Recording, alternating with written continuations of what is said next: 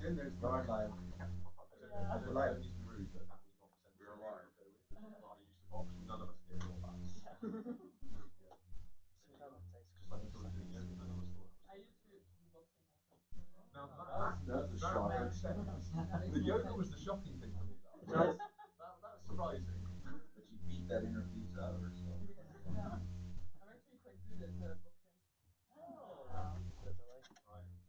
Later on, Sam beat Matilda.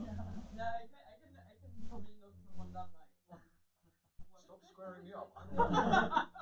I'm a lover, not a fighter. I'm a lover, not a fighter. I'm fine. With you, many things. Yeah, we need to set up our golfing account.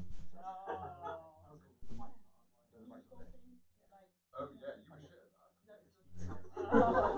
No. She's gonna walk through during my pitch and just start interrupting me.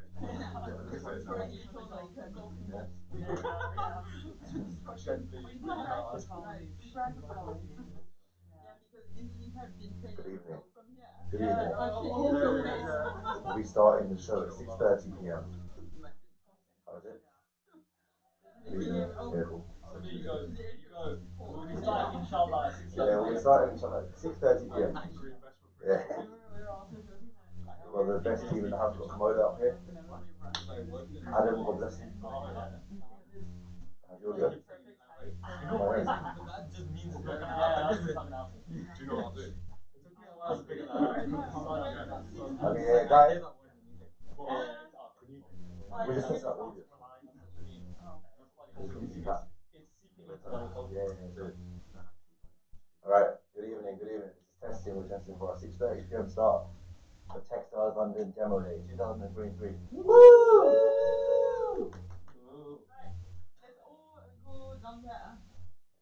So? Yeah, we're Yeah, like, we don't do anything about it. how's the audio? Yeah, leave that to the actual pitch. But we're seeing like immediately before in the box in here. Perfect, thank you. It should be the TV now. So maybe we can go somewhere else. What? I can pause it. Do like, yeah. Yeah. Okay. Let's go somewhere I can pause it, yeah. Pause the stream for a second. It should be now. Adam, can you just check if you've got the time? Countdown now. Is it what? Check. Give it like 15 seconds and there should be a countdown on your screen.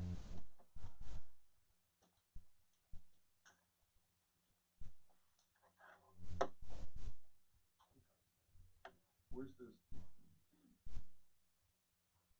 Nobody wants to be on camera at night. Perfect. Go here. Perfect. The audio is still on. We'll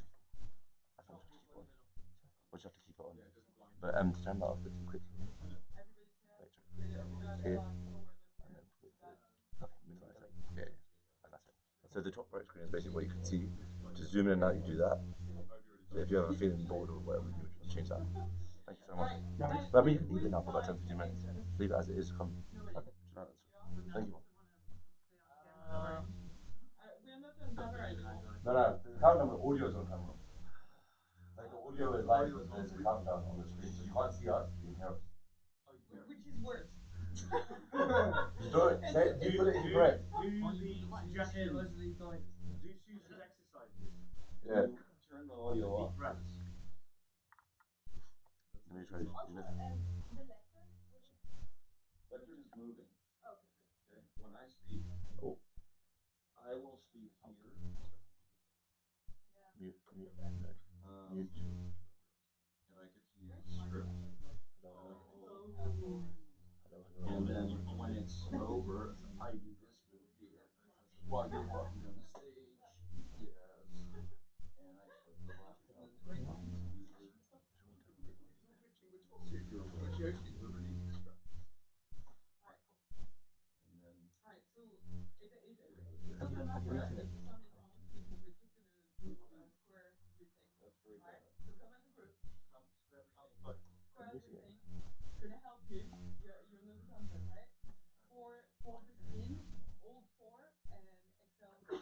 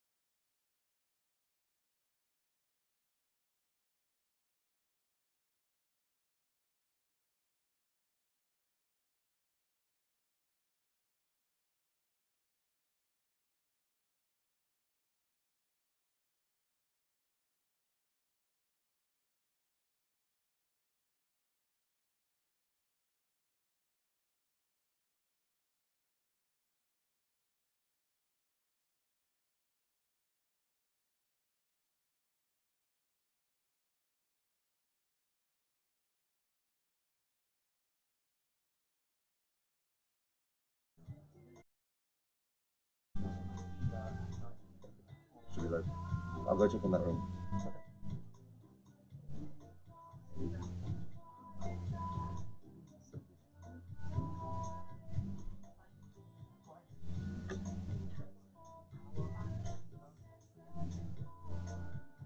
Okay. Can you hear it?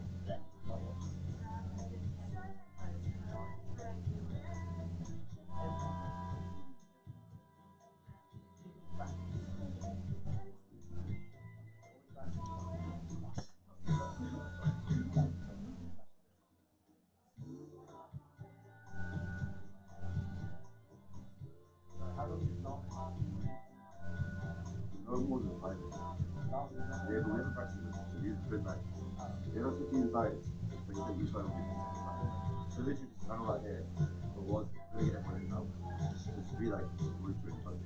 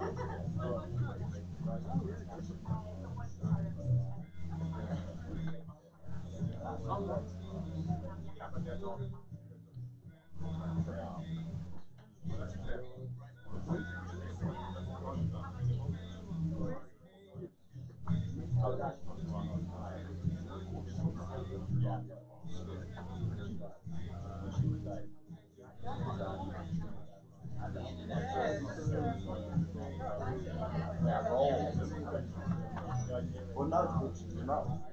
Zoom out while everyone's You know the shot? Yeah, it's all good. Do you want to zoom out while everyone's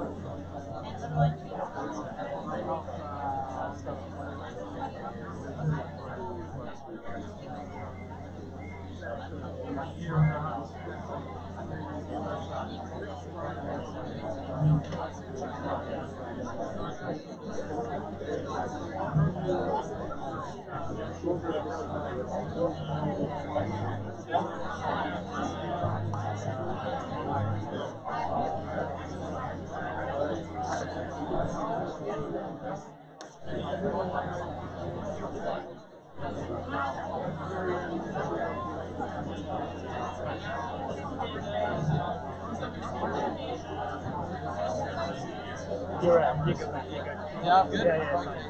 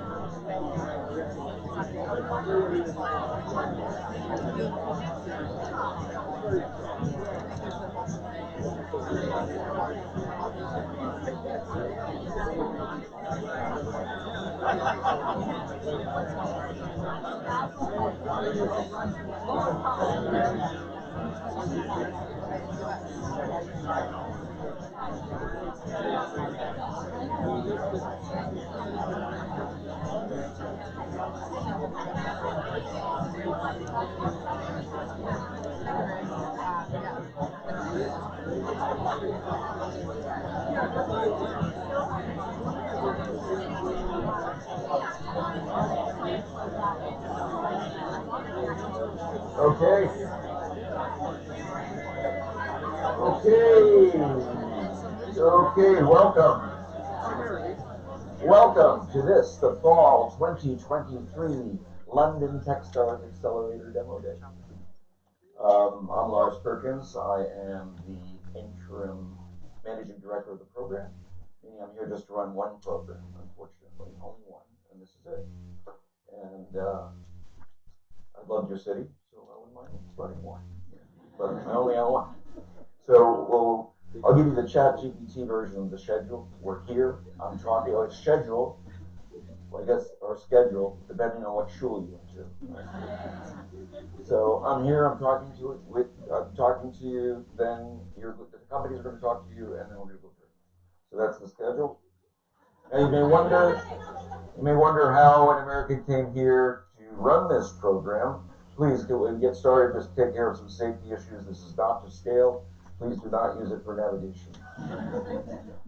I was sitting at home on August 30th, 2023, when the phone rang. I interrupted my target shooting with my AK-47 and, printing up my fake ballots and trying to, write my pardon letter to Trump in crayon.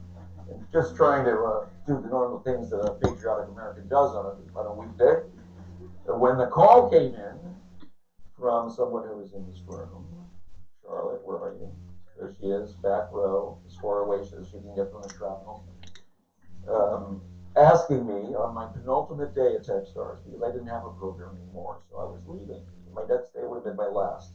But on my penultimate day, a word that I love, by the way,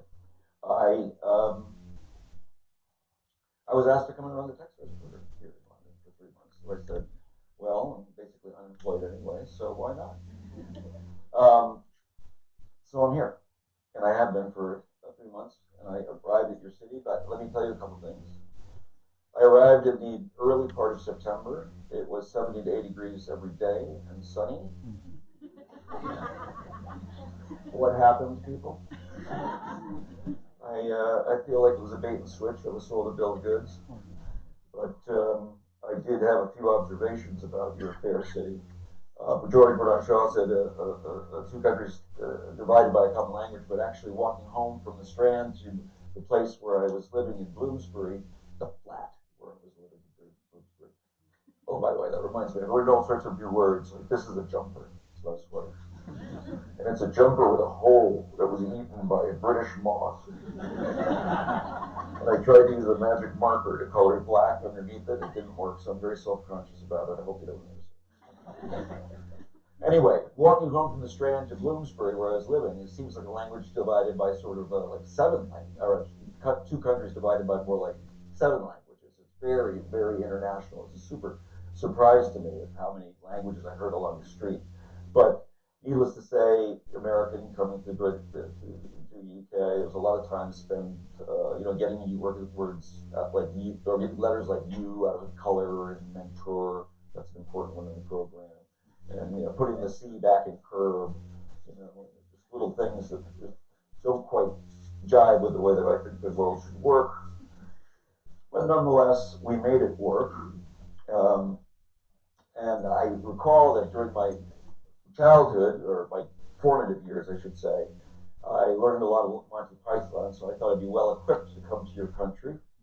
And I pulled out a sentence that I learned quite well back then, and it's, yes, well, that's the sort of big Philistine pig ignorance I've come to expect from you non-creative garbage. But this didn't turn out to be particularly useful with my mentorship of these companies, so I kind of had to abandon it pretty early on. I noticed a few things. You have a lot of electric cars, lots and lots of electric cars, much more than I'm used to seeing. And you learned, okay guys, you learned to drive them on the wrong side of the street, which is that say we would drive on the right side and you drive on the wrong or the left side. This in itself wasn't that disturbing because I have been to Bermuda and Portugal and Japan and France. No, that was a drunken mistake, sorry. So I wasn't too unusual. What do you people do on the sidewalk? Like there is just, it's complete chaos. Like in New York, you pass on the right, you walk on the right. Like there's this unspoken agreement. Here, there is nothing, no order amidst this chaos. It's completely stochastic. Just you have to pick somebody with some momentum, just try to slot into their slipstream. Or like learn to march like with your eyes rigidly fixed on the side of the road that you want to walk on, and it's a constant game of chicken. 1 collision per day, I think, was the average. It was a new experience, and you've got to do something about that before you come back. So George Bernard Shaw, obviously, like one thing I learned is mains are either the electric power that you plug your car into or what you're having for dinner. Um, the mains, electric line, what you have for starters. And I want to talk to you a little bit about your electric power situation here. Now, each of these power outlets does seem like it could power a building, and this one apparently does. But listen, guys, what about the bathroom? There are no power outlets in the bathrooms. You have no electric shavers, like hair dryers. It's like, what is up with this?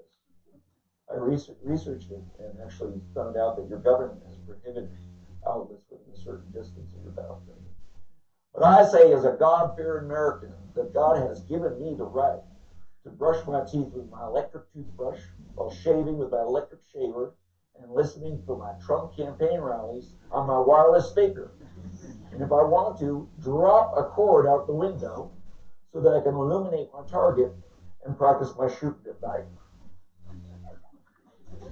So that will not let government overreach help here. Anyway, too much. Let's get on. Now I've got you rolling on the floor. I want to tell you a bit about Techstars. We are the most active pre-seed investor, meaning we do more pre-seed deals than any other entity in the world.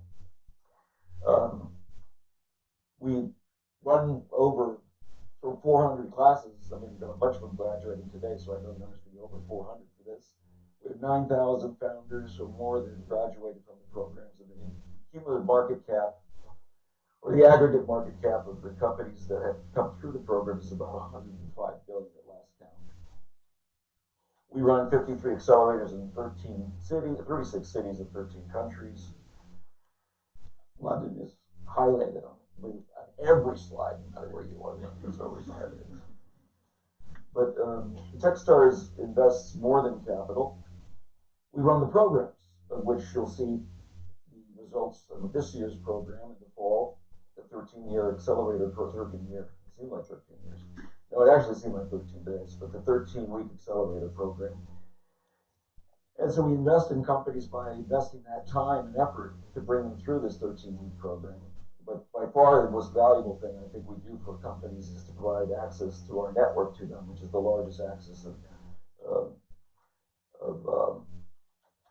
a large collection of mentors and early stage investors and alumni from those Techstars, 9,000 Techstars founders and their cohort mates. So we also call Techstars a mentor-driven accelerator. So right now, I just want to say thanks to our mentors. We had 84 mentors that participated in the program this year. Thank you. 60 of them registered tonight. So if you're in the room, I thank you. Out of those 84, 22 became lead mentors, meaning that they attached themselves to a company and helped them more during the rest of the program, putting in time every week to support them. We appreciate that too. And then, of course, there's this 2-week grueling mentor magic period where every company meets with every mentor, and that results in 924 meetings. So that's a lot. If you imagine pitching your company 900, you're pitching it 84 times, but that's a lot of meetings. So I want to extend a real heartfelt thanks to the mentors and others who donated so generously of their time for this program. So thank you.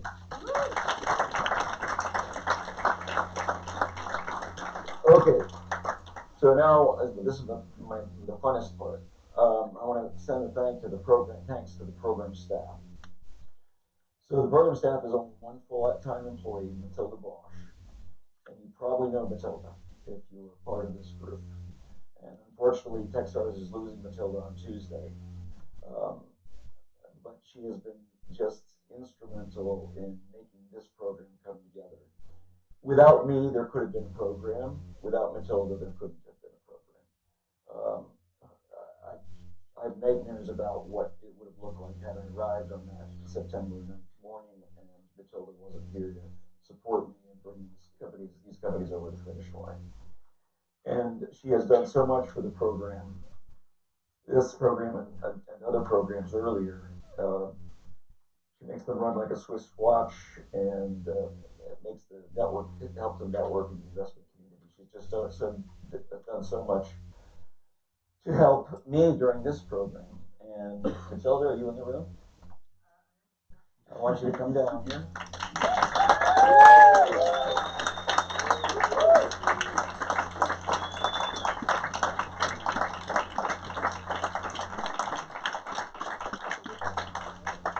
It is something you said every grown-up woman should have. So you no longer look like a tourist. You're welcome. She's carried a lot on her back over the past 2 years, and I really appreciate it. Now, the other member of the team is this guy, Samir. Now, he's an associate. He's here for 3 months. The pay is not great. There's no hope for advancement. But he has contributed on every level. If I miss lunch, there's lunch on my plate. If I need coffee, there's coffee. But then he's making introductions for our companies through his healthcare network that his family has. He's participating in the creation or the feedback of the slides of the companies that you'll see tonight. And his fingers are the final fingers on the slides that you'll see. It's an extraordinary amount of effort that he has contributed, that he's made for the program, and he's significantly improved the program and the content of what you'll see tonight.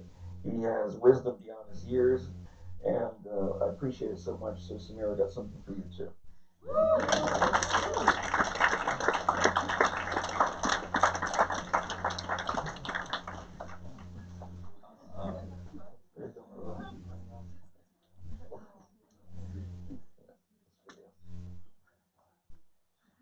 Okay. Oh, look at that. I missed this slide. Here's all mentors. Yay.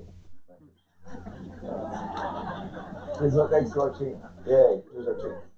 So that's Matilda and Samir. I skipped a couple slides there. Oh, by the way, Charlotte, those are on my dime. They don't come out of part of the program. That's from me, not from Techstars. Okay. So we had entrepreneurs in residence. These are folks that come in and sort of live with the program during the 13 weeks. They're available for office hours, and they also hold workshops in topics that are relevant to early stage startups that are growing. So they give presentations and meet with. We meet the company on demand, and I'd like to send a thank you to Joseph, Chris, and Simon, who really have done a great job. We also thank our program's alumni and others who have come in and told their origin stories. You know, we turn off the microphones, we don't record things, and we get to hear the real story about how these companies grew up and how they made it in a very tough startup environment, which is a crazy life to choose. And those who succeed have some wisdom to pass on to future generations. And folks come in and tell us their stories uncut and uncensored, and that's hugely valuable. So we had 8 of those founder stories. Other folks came in and did workshops aside from those on the program team, like myself and Matilda. 92 investor meetings were arranged. You're fired.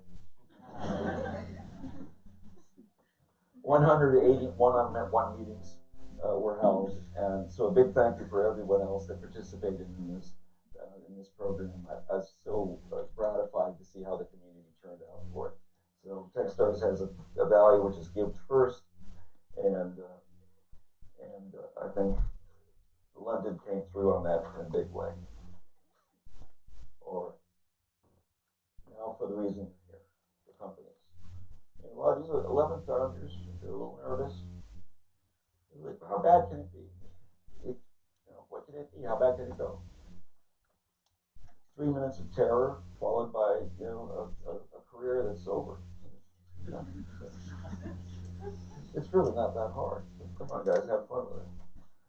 So first, to start us off is an incredible CEO doing incredible things to help consumers with the incredible debt that they have amassed. And oh, darn it, I missed something. No. I've completely blown it. These are not the companies. These are big, important companies. These are not our little companies.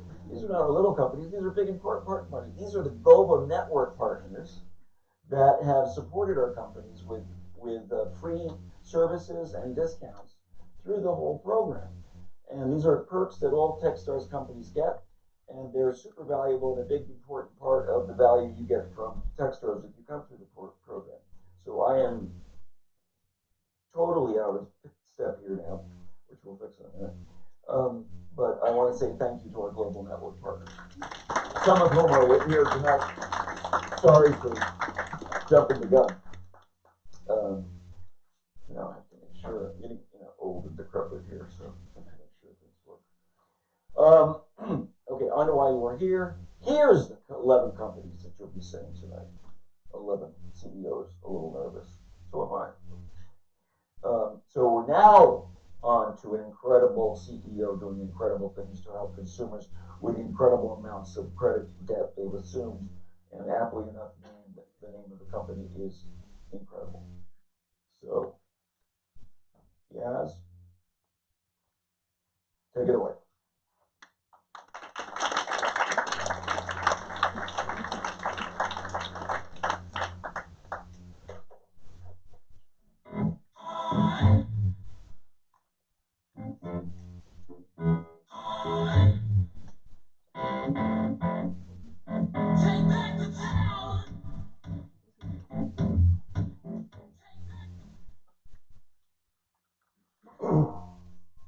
Hello, London. Thankfully, this is not on Zoom, so I'm wearing my best trousers for you all today. You're welcome. Something that is often discussed is the lack of financial literacy and the impact that it has. What's startling is that for the first time ever, consumer debt in the UK has exceeded £2 trillion for the first time in history. Yet less than half of the UK population can answer basic financial literacy questions. Things like, what is my interest rate? How much is this loan going to cost me to pay back?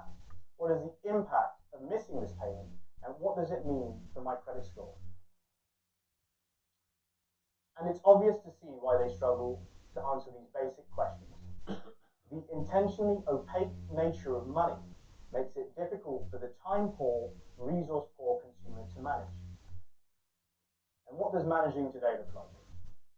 It's spreadsheets without the formulas. It's notes on your phone without the insights. It's calendar reminders without the prompt. It's even the post-it note on the fridge that says, remember to pay your credit card bill.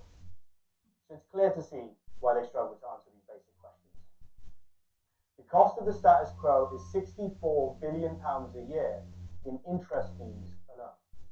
That's £177 million a day, over £100,000 whilst I've been speaking to you. In the last 10 years of fintech innovation, we have made it possible at the click of a button to invest in alternative assets, to save in multiple different accounts, even to own stock in Apple in less time than it takes to buy a phone. Yet we can't manage what we borrow effectively. We're here to change that. Incredible is building a repayment solution that allows you to track, pay, and reduce the cost of borrowing from a single place. Consumers can roll up all of their monthly payments into one single payment and really intelligently allocate it in the most capital-efficient way possible. We even work with lenders to find you the best opportunity to refinance whilst providing them with the infrastructure to approve more loans whilst keeping risk low. We're here to make credit work for you, not against you, enabling a win for both borrower and lender. Since launching in May, the response has been overwhelming, which has been directly a result of not just building something people want, but something people need. To date, we're helping people manage over 2 million in credit card debt, and having built and shipped multiple different payment features, we built the first roundup solution for debt payoff. Collectively, we're a team of people with 40 years of experience in unbundling financial services, having built and shipped products that move hundreds of millions of pounds for tens of millions of people. And now we've come together to make finance work for the everyday people. Whilst credit cards is just the start, this is only really the beginning. This isn't personal financial management. This isn't neobanking. What this is finance for the rest of us.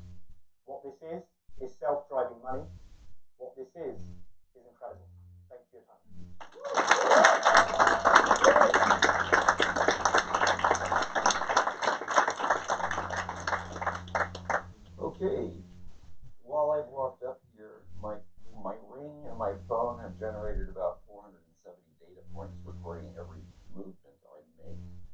And they know everything I do, every movement during my day and night, and that's a little bit scary. But here to tell us how valuable that data is and how important it can be to creating new businesses is Alex from InStep.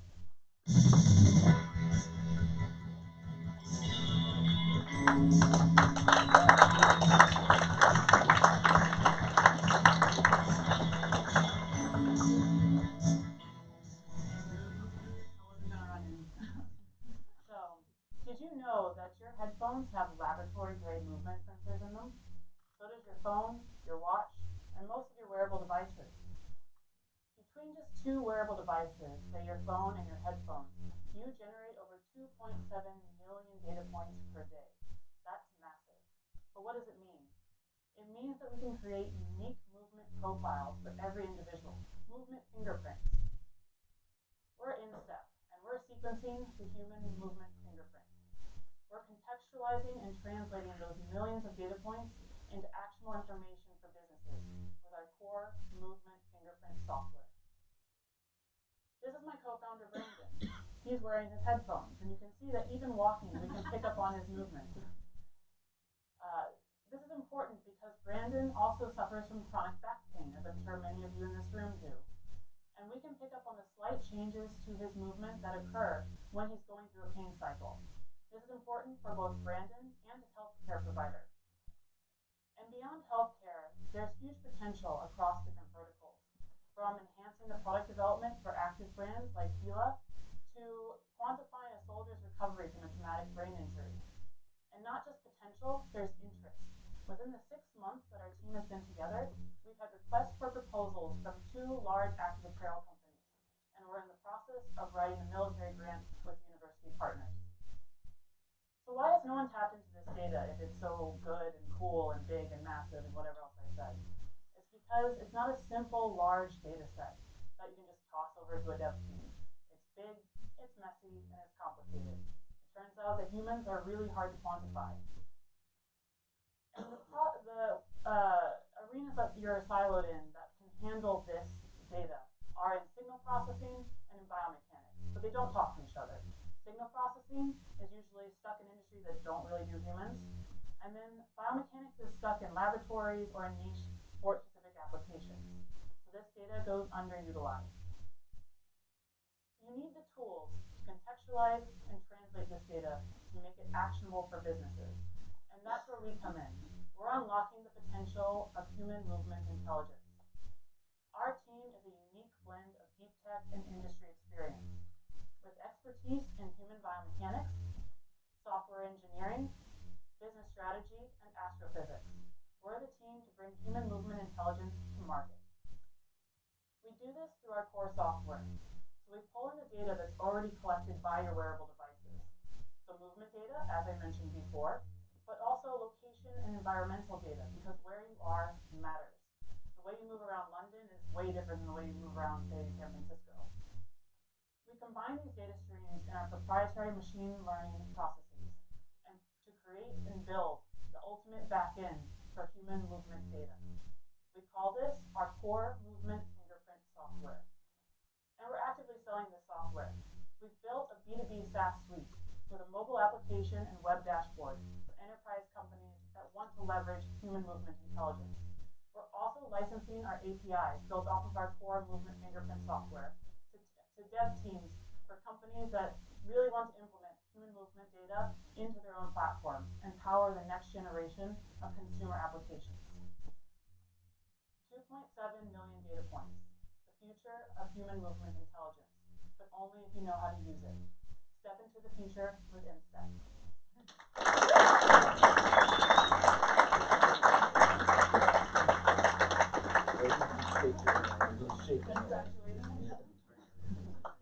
Oh, boy.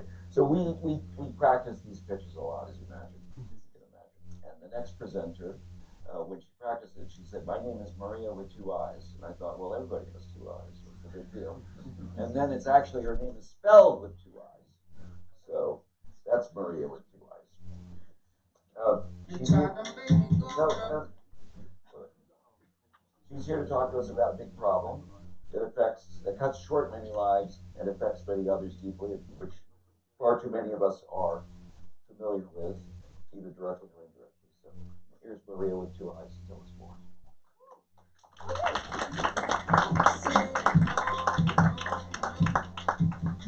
If you are a big music lover, you may also remember that day vividly.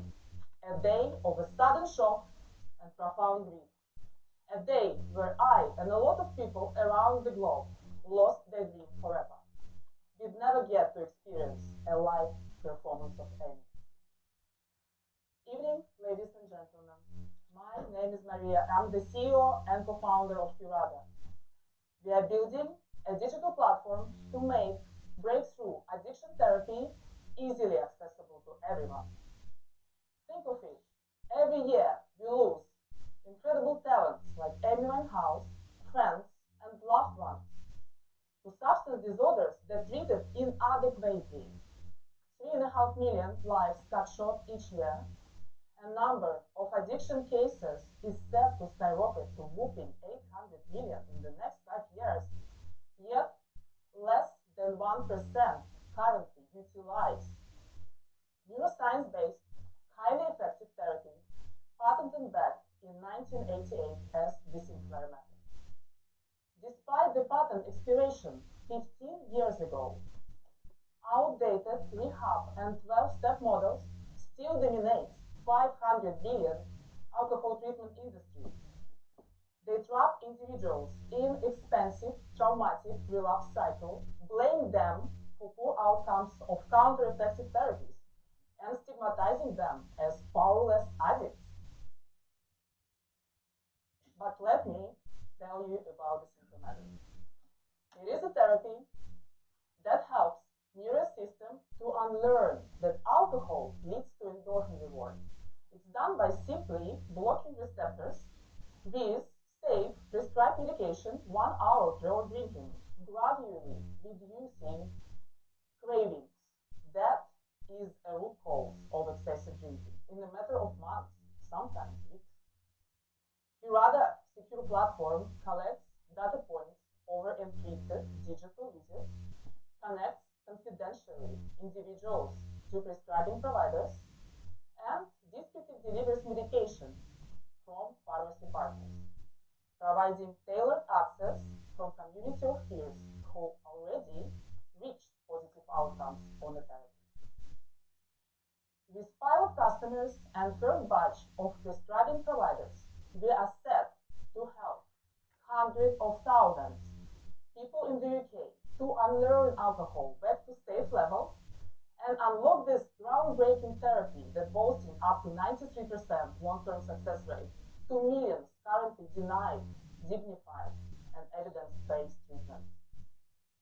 We are a team of tech veterans, ex-colleagues, and long-term friends with over 30 years of combined experience in building and marketing world-class tech.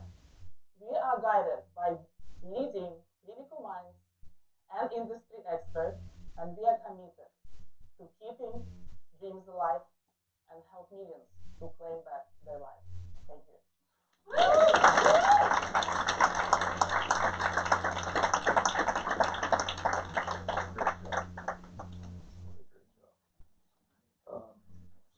Okay, so our next company means that I will never look at mushrooms in exactly the same way again. They've invented a new way for renters to work together to take control of the homes that they live in. I'd like to introduce you Ben from Roost.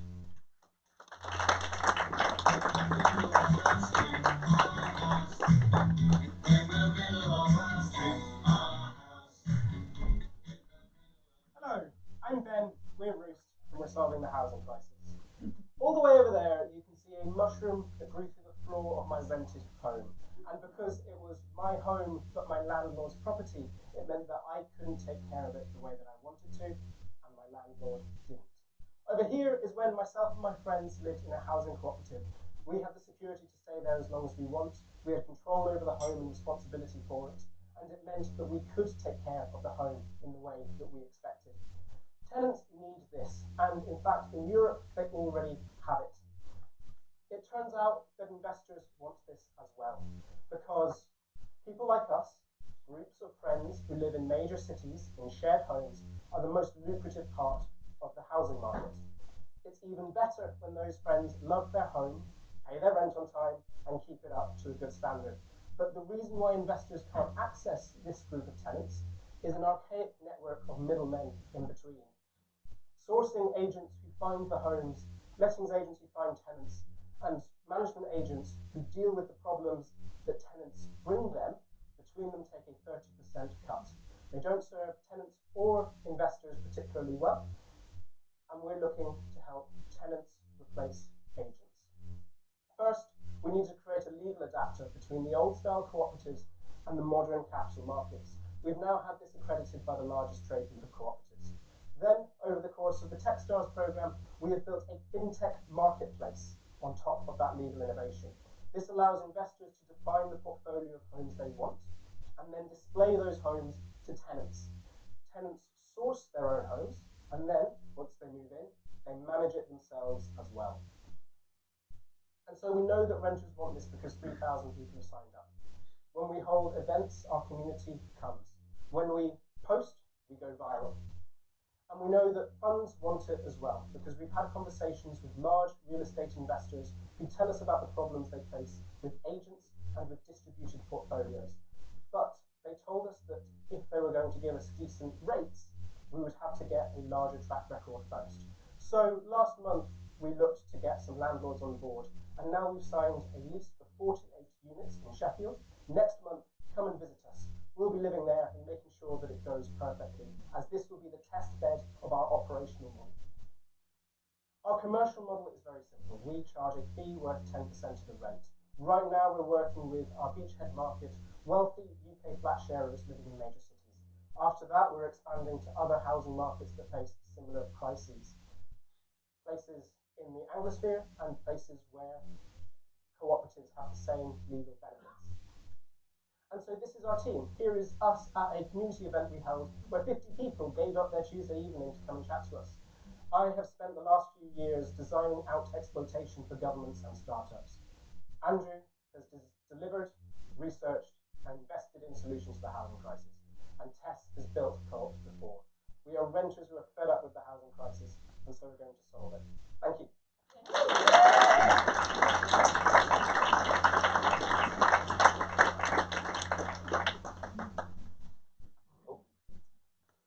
So there's a shortage of doctors, as we all know, so you would think it would be easy for doctors to find new career opportunities, and for recruiters and enterprises that are hiring healthcare professionals to find and reach the markets, or reach the people that they want to hire.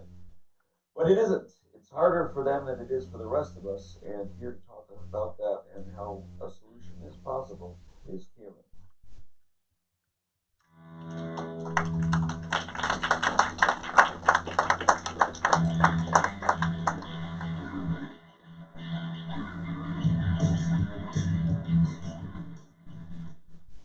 Hello everyone, my name is Kieran. I'm CEO and co-founder of MedTribe. And at MedTribe, we are redefining the future of healthcare recruitment. After 7 years working as an emergency doctor, I found myself at the point in my career where I wanted to move out of London. And what should have been an exciting new step turned into a frustrating ordeal with challenges at every stage. It made me realise that healthcare recruitment is fundamentally broken. My now co-founder, surprised by my struggles, suggested LinkedIn. But here's the catch. I didn't have a LinkedIn and none of my colleagues did either. And it turns out this isn't uncommon. Over 90% of healthcare professionals around the world don't use LinkedIn. And this is symptomatic of a larger issue. Healthcare recruitment is stuck in the past, reliant on outdated methods such as jobs boards and basic websites in order to find talent. And the cost? Astronomical. NHS England spent more than 12 billion in 1 year alone on agency solutions. We desperately need a solution, and one that takes into account the unique careers of these professionals. So we thought, what can bring together a group of professionals that don't find value in LinkedIn. And then we realised, education. Medicine is not a static field. It's a landscape of constant innovation and change. And as a result, learning is not a pastime, it's a prerequisite. Their careers are interwoven with exams, courses, conferences, so they can keep skills up to date and maintain their licenses. At MedTribe, we focus on this need for professional continuous education in order to bring clinicians to our platform. We've developed free, tailored tools for healthcare educators so they can bring clinicians to their courses with ease and they can share things globally. As a result, we are able to map accurately and regularly their interests, skills, and credentials for clinicians around the world. We have more than 25 organisations using MedTribe, and we've got over 7,000 verified professional profiles with more than 1,500 monthly active users, all with no marketing spend. So, what does this mean? It means the old ways of healthcare recruitment are over. With MedTribe, hospitals will have access to tens of thousands of professional profiles so they can find the right person with the right skills at the right time. And for professionals like me, we'll have a world of new opportunities at our fingertips. Our team's experience and diverse skills come from working together in an event-backed startup, a VC-backed event startup, as well as an intimate knowledge of hiring and being hired within healthcare. At MedTribe, we are doing more than matching an employee to a job. We are building a community so that education, career advancement, and recruitment converge to redefine healthcare staffing. Thank you.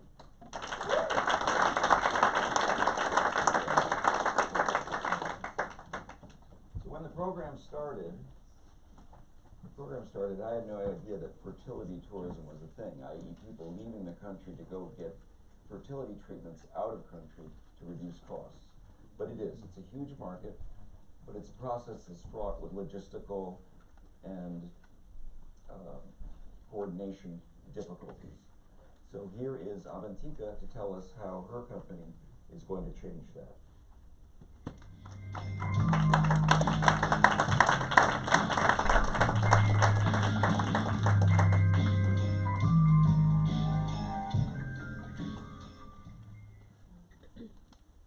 Many people dream of having a family of their own. But imagine trying for years and not knowing what's wrong. I'm Avantika, and I'm the founder of Techstars Health. We're simplifying access to affordable fertility care. When a couple sets out to have a child, it's usually a moment of hope and often a simple path. But the reality is different for 1 in 6 people that experience infertility. And that number is only growing. For the average couple going through fertility treatment, it can take 3 years and 4, if not 5 tries to be successful. It's a moment filled with uncertainty and a lot of burden. Emotional, physical, as well as financial. It can cost up to £60,000 in UK alone to get fertility treatment. And the reality is that 90% of those that need this treatment cannot afford it. They remain waiting on NHS wait lists, burn through savings, or fall into heavy debt. But fortunately, cheaper options are available. Antares Health's patients get access to affordable, high-quality care that is less than half the price in mainland Europe. For what would otherwise be a very daunting journey to undertake alone, navigating an international healthcare system, knowing where to go, finding the right clinic, taking care of all of the logistics along the way, but also your own mental well-being, it can be a lot. With Antares, we streamline it. We match our patients to top clinics in our partner network in mainland Europe. We provide a unique model of hybrid care between the local as well as international provider, and we do this virtually to bring maximum convenience and minimum cost to our patients. And we take care of all of those little bottlenecks through our digital concierge. We make this happen on one simple platform. Today, the fertility market is worth 20 billion. This number is growing to 70 billion by 2031. But for a moment, if we think about those people that need treatment but don't get it, the growing middle class as well as the growing demand, the number starts to look a lot larger. I'm an ex-founder with over a decade in startup and scale-up experience in health tech, B2C, as well as data and AI. And I'm delighted to be supported by a team of experts, not just in the healthcare domain, but also in the fertility, tech, and travel domain to join me in bringing Antares to the market early next year. So far, we've made a lot of progress. We've built our product. We've taken care of all of the little logistics that people forget. We've taken care of all the legal issues. We've contracted clinics across Spain, UK, Greece, as well as Czech Republic. We've also built partnerships with diagnostic providers in UK and with pharmaceutical providers in UK, so we can bring all of our patients' needs to their doorstep. We're ready to bring Antares to our patients early next year. So we're here not just to bring affordable fertility care to the market. We're here to support our patients on a complex journey to parenthood. Thank you.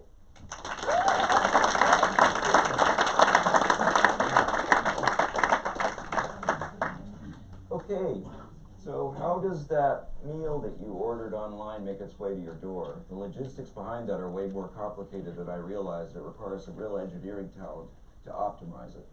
Here's Rango to tell us how he and his company are doing just that.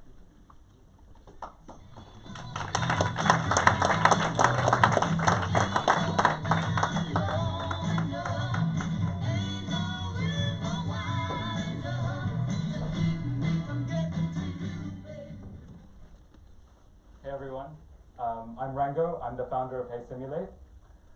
So this is Black Friday 5 years ago. Thankfully, we don't have to do this anymore. We can get all of our shopping delivered to the comfort of our own homes. And we're not alone. This year, we have 185 billion parcels being delivered worldwide. And that's a 5-fold increase from 10 years ago, and that's a trend that's just going to continue onwards. But what that amazing growth is really hiding is the delivery companies that are struggling behind all of that. I've sat with operations managers at FedEx and startups alike and watched them struggle, whether it's the day-to-day decisions of how many drivers do I need to schedule, or the more strategic things, like how do we transition our fleet to meet our net zero targets. It's a really, really complicated problem. And what happens is these operations managers just use rules of thumb and heuristics. But getting this wrong has really serious consequences. If these companies overstaff or have too many vehicles, then they just bleed money and go out of business. And we all know last mile delivery companies where that's happened. And if they understaff, then you tend to have really poor customer service, or you have overworked staff, and then you have a driver retention problem, and then that's just a slow form of the same kind of death happening anyway. I've solved these kind of complicated problems before. In my PhD, I worked with Rolls-Royce to simulate different components in jet engines and really find the sweet spot between the cost and the longevity of different components. What I want to do is bring that way of thinking, that technology, into last mile delivery. And we at Hey Simulate, we're combining his network. We have access to some of the key decision makers within some of the country's largest mental health providers, both public and private sector. Already, we have 4 clinics wanting to participate in our upcoming trial next year, and we've recently also received an Innovate UK grant to build and accelerate trustworthy AI. So we are on a mission to continue to empower therapists with tools that will amplify their care and streamline their workflows, so that no one who needs support has to go for extended periods without it. Thank you.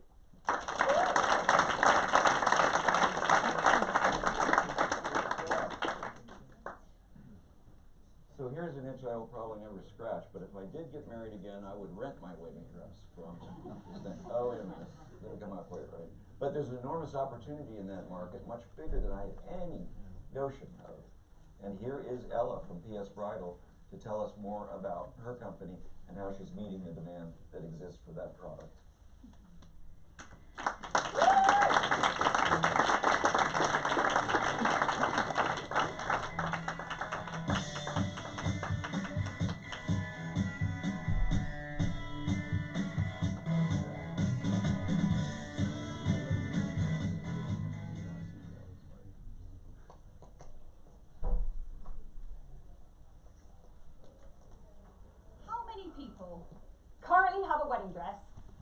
the loft. And that's not surprising, because approximately 35 million wedding dresses are created every year for single use, ultimately ending up in the loft or in landfill. The problem is, this is how you got a wedding dress in 1923. This is how you get a wedding dress in 2023. The wedding dress industry hasn't changed in over 100 years, but consumers have. The circular economy is the new normal, and companies like eBay, Vinted, Depop, Airbnb have spent hundreds of millions of pounds to change consumer mindsets and cater to this new generation of customers. And the bridal industry hasn't even started, but yet their customers are our customers. And our customers are expecting to be able to rent their wedding dress. People are searching for wedding dress rentals 49,500 times per month, and it doesn't exist. Until now. At PS Bridal, we are building the circular economy for the $44 billion global wedding dress industry. Our platform enables brides to save money, existing brides and businesses to make money, and by reusing instead of making new, we're also helping the planet. We're taking a vertical industry and making it circular. And to put it simply, we're building the Airbnb of wedding dresses. Already, brides can go on our platform and search through hundreds of dresses. In 3 simple steps, they can book their at-home trial, reserve their wedding dates, and enjoy the day. We launched our MVP back in April this year with a few dresses and a few partners. By June, we'd already onboarded 40 B2B partners. In September, we launched Bride-Owned, meaning Bride A can rent her dress to Bride B, and doubled our stock within the first week of launch. And to date, we've already delivered over 170 rentals, generating £31,000 of revenue through our platform. But that's just the beginning. We're receiving double the number of inquiries internationally, predominantly from the $5 billion US market. Today, the global wedding dress industry is worth $44 billion, rising to $73 billion by 2030. And already, influencers and VIPs are posting about the PS product completely for free. Ellie Goulding posted to 13.9 million Instagram followers, telling them to rent and rent out their wedding dresses with PS. And we've already been featured in major publications, both over here in the UK and the US. But the key to making this business work is you have to understand the bridal mindset. Zoe and I have spent the past 3 years building the PS brand, conducting over 24,000 WhatsApp conversations with brides-to-be, and understanding everything there is to know about brides. We're backed up by an incredibly strong technical team with experience building and exiting consumer marketplaces. What started as a personal problem has turned into a $44 billion global opportunity. So come and join us and take those wedding dresses out the loft.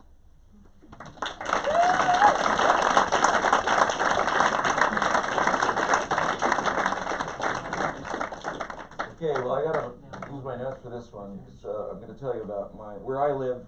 Connected to the internet, I have 4 heat pumps, 4 thermostats, 2 vacuum cleaners, 1 camera, 1 door lock, 5 lights, and I guess another door lock. It says here. That's a pretty big attack surface, but it's fortunately not a national security problem if my home goes cold and dark. But that's not the case with everything else that's connected to the internet. And Toby is taking his NATO experience defending nations on this front to the market. Toby, tell us about Komodo.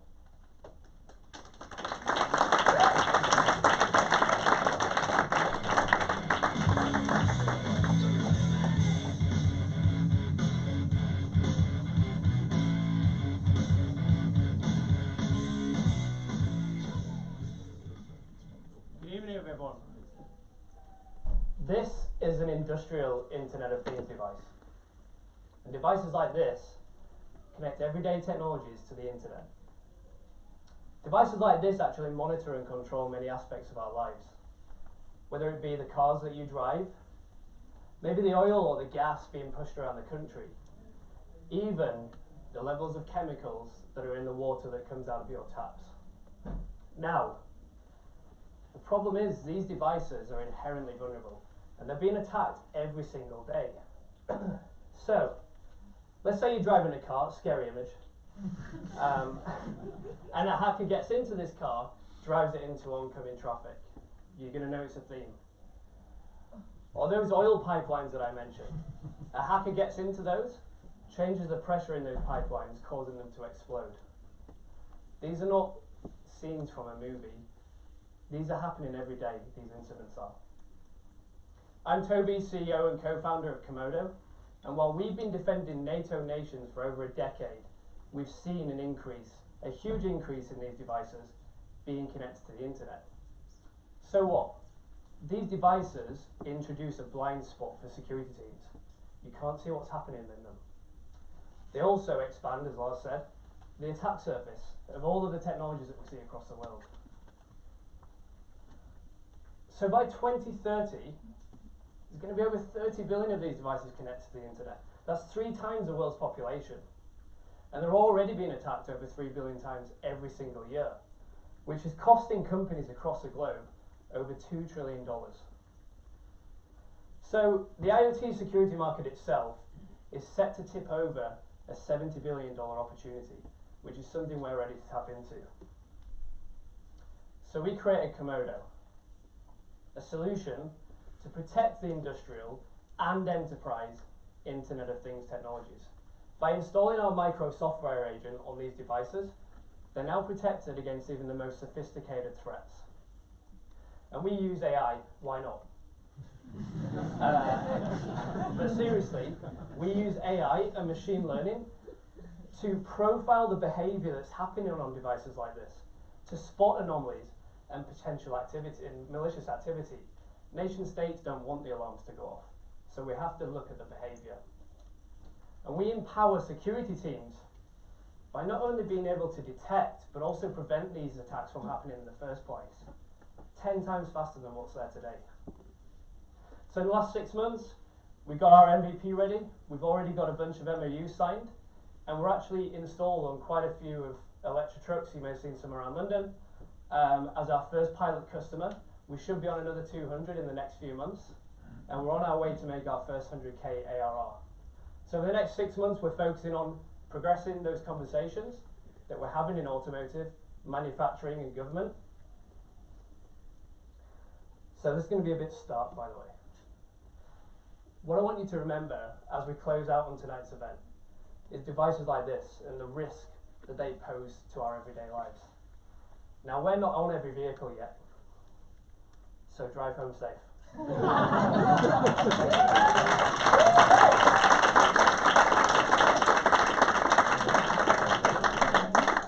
Okay, that's the Techstars London Accelerator program. I'd like to invite all the founders down here and give them a big thank you. Their hard work, resiliency, and camaraderie has been extraordinary, and now they're leaving me. Go, go, go, go, go. Thank you. Thank you.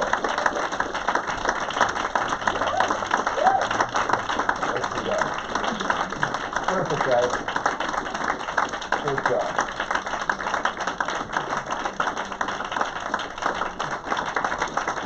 Okay.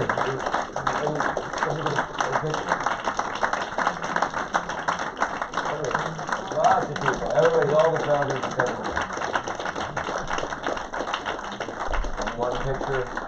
Only one picture stands between you and alcohol right now.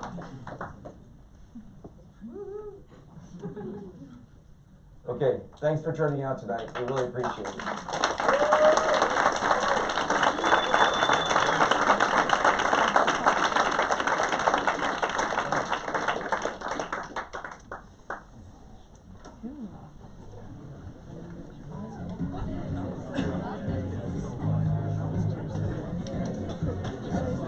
Thank you.